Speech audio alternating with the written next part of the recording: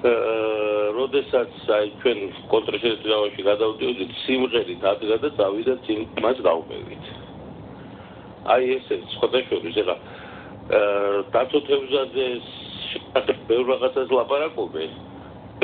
ეს მისი გმირული საქციელი, რომელიც მან ჩაიდინა. ხო, ესეც უნდა იყოს დაფასებული. და არა მარტო დაცო თევზაძის, იმიტომ რომ იგივე კობა კობალაძის, რომელიც დღეს სადაც არის ყველა მივიცით, კომარტალია. დიახ. ხო და დღეს, როდესაც ხდება აფხაზეთის ომის მონაწილეების, აი ესე ჩვენი ხელისუფლების მხრიდან, აი ესეთი უდიერად მოხსენიება. მათი დამსახურების და თუ თქვენს ყველანი მონაწილეები ხართ მაგ ომის, კომარტალია. დიახ. ხო და აი მათი ესეთი მოხსენიება, რომ ეს რა ჯარი იყო და ეს ბანდა იყო, ძარცვავდა მარტო. აი ესეთ ლაპარაკი და აი ჯარი მე შევქმენი სააკაშვილი რასაც ამბობს. ხო? დიახ, თქვენი კითხვა მაინტერესებს, კითხვა. არა, კითხვა მაქვს ერთადერთი, მხოლოდ და მხოლოდ. დღევანდელი მდგომარეობა ჩვენი სამხედრო შეერაღებული ძალების როგორია? შეესაბამება თუ არა იმ ამოცანებს, რომელიც არის ჩვენი ქვეყნის წინაშე? და რა არის ამის მიზეზები? ესეთი როგორიც არის. დიდი მადლობა, გიპასუხებთ. ესე იგი, მე ვთქვი, რა თქმა უნდა იყო გმირობა, რა თქმა უნდა იყო მაგალითები და მაშინ სხვათა შორის უწევდათ თავდაცვის მინისტრად უწევდა პირადი მაგალითის ხშირად მიცემა იმისათვის რომ мотивация გაზრდილიყო და თუნდაც შეტევაზე წაიყვანა ხალხი, მაგრამ მაშინ ჩვენ ამას ვიგებდით ძალიან გასაგებად, იმიტომ რომ ეს არ იყო პროფესიონალური არმია, ეს იყო ლაშქარი, მოდი ესე ვთქვათ, რომელმაც ჩამოყალიბება დაიწყო ომის პირობებში და მაშინ ადამიანებზე, ესე იგი არაკადრის ოფიცრებზე ყველაზე კარგად მოქმედებდა მეთაურის მაგალითი.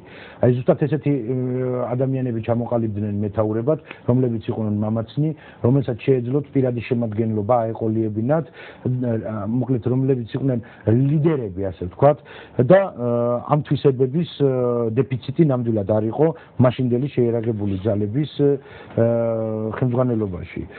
ეს ეხება როგორც მინისტრ ყაყარაშვილს, თვითონ იყო მაგალითი ამისა, ვაჟკაცობის, უშიშრობის, ეს ეხებოდა ძალიან ბევრ მეთაურს. კობალაძე იქნებოდა ეს, თევზაძე იქნებოდა, თუ სხვა აღარ მინდა ახლა დანარჩენებზე გავევრთო. ძალიან ყველაზე მამაცნი იყვნენ ისინი, ვინც სიცოცხლე შესწირეს და ყველაზე უშიშარნი იყვნენ ისინი და ყველაზე მეტის ქებიზღისნი არიან და ქეცვიხდი მათ წინაშე, ვინც თავი გაწირა თავის სამშობლოს გულისათვის.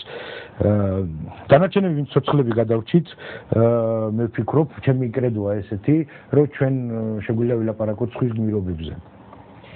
რაც შეეხება, არა, ერთი მთავარი პრობლემაც გვაქვს ჩვენ.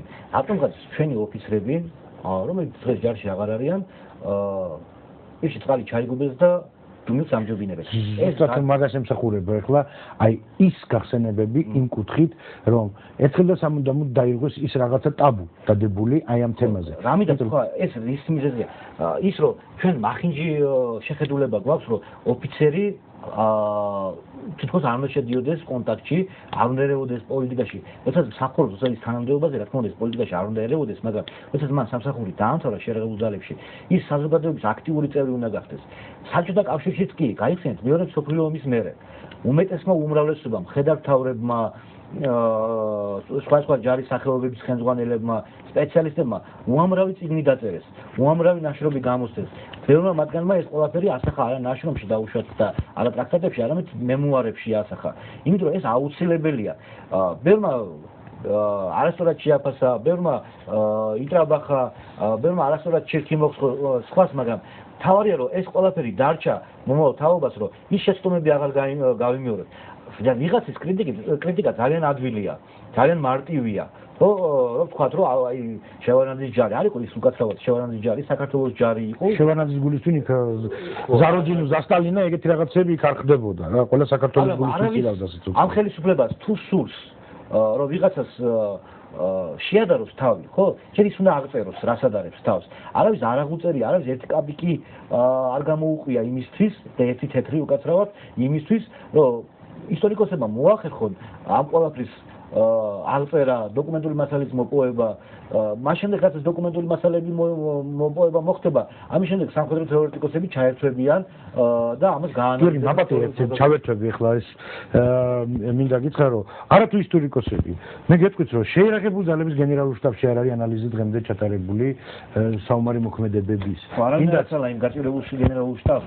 გაჭირებულ გენერალურ შტაბს არავინ არ აცალა დაუშვათ საომარი მოქმედებების დროს მაგაზე არავის არ აცალა. საომარი მოქმედებების დროის შემდეგ დღემდე ჩვენ შეგვიძლია ვთქვათ რომ 16 წელია გასული და მე ვფიქრობ რომ ვალდებული იყო საერთოდ ეს მნიშვნელობა არა ამ ხნის განმავლობაში ვერ იტყვის ვერანაირი უწყება რომ 5 წელი 10 წელი 16 წელი ეს არ არის ანუ მე ვფიქრობ რომ უფრო ნება არ იყო არა ვერ ერთ რაღაცაში იმისთვის რომ ანალიზი გაკეთებულიყო ჩვენ ისეთ სისტემას შევქმნით სადაც ყველა გენშტაბის უფროსი იმით იყო დაკავებული რომ არ მოეხსნათ ჩვენ უბედურება ის არის რომ სისტემა არ შევქმნით რომ იქ ხდება აი ნებისმიერი შეერაღებული ძალები იწყება პერსონალით ნებისმიერ ქვეყანაში და მეორე ნაბიჯი არის ამ პერსონალის კარიერის გაწერა როდესაც ადამიანმა იცის რა უნდა იცოდეს იმისთვის რომ შემდგომ საფეხურს მიაღწიოს და როდესაც მიაღწევს ამ საფეხურს მაინც ის რომ მინიმუმ 3 წლის განმავლობაში თუ რაიმე დანაშაული არ შეედინა მას იქიდან არავინ არ მოხსნის და არავის არ აქვს ჯარებში ნებისმიერ ქვეყნის ჯარებში იმის შიში რომ ხვალ ვიღაცა მოვა ვერცხლიაშვილი და პაუნს ამოკლებს და მას გამოაგდებს ჯარებიდან და მას ესე უნდა კიდევ ჩართოს გავაკეთებ სვენელისთვის ასახსნელად რომ მინიმუმ 2 წლით ადრე ოფიცრებმა იციან როტაცია ქვია ამას რასაც ქვია ესე იგი პირადი შემადგენლობის ანუ ოფიცერის პირადი კარიერის გაწერა და მინიმუმ 2 წლით ადრე იცის ფაქტიურად ოფიცერმა თუ სად შეიძლება სად გააგრძელებს ის თავის სამსახურს. ამ შემდეგ დაწინაურება რა იქნება? რა იქნება მისი შემდეგი დაწინაურება და აი ამ როტაციის პრინციპიდან გამომდინარე კარიერა იწერება ოფიცრის.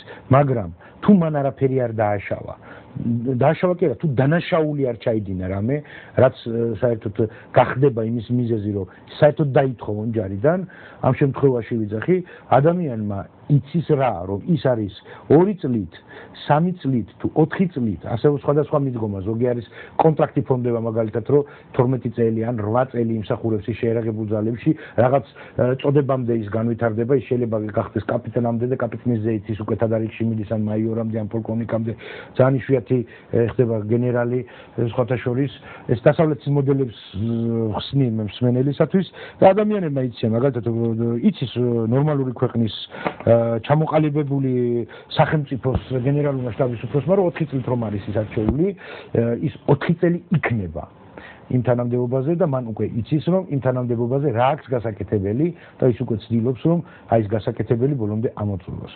როდესაც ადამიანი დაკავებული არის იმისთვის რომ დღეს მოხსნიან თუ ხვალ მოხსნიან და ამას მნიშვნელობა არ აქვს 1 თვის თუ 6 თვის დანიშნულია და მე მინდა ვთქვა კიდე ერთი რამე რომ მე 10 თვე მქონდა ბედნიერება 2003 წლიდან რომ მემსახურა შეერაღებულ ძალებში და 10 თვის განმავლობაში მე გამოვიცვალე 4 მინისტრი და 4 გენერალური შტაბის უფროსი. ამ 10 თვის განმავლობაში დამლაგებლის დონემდე მთელ ვერტიკალზე იყო ხელახალი დანიშნული ხალხის მოხსნა დანიშნით. 4ჯერ მაქვს სტრუქტურები დაწერილი, 4ჯერ მაქვს დებულებები დაწერილი ფაქტიურად იმ დეპარტამენტის, რომელი დეპარტამენტის ხელმძღვანელიც მე ვიყავი, მე გეუბნებით, ეს არის კოლოსალური შრომა, ეს არის სამწუხაროდ უაზროდ დაკარგული დრო არა. უაზროდ დაკარგული დრო, როდესაც ადამიანი, ესე იგი, ეს მთელი აიმხელა დეპარტამენტი იმის მაგივრად, რომ მან უფრო ქმედითი საქმეები გააკეთოს. თავისი ამოცანა შეასრულოს. ხო, ის არ არის თავისი ამოცანით დაკავებული. საუბრობთ სისტემის დეტალზე. არა, მე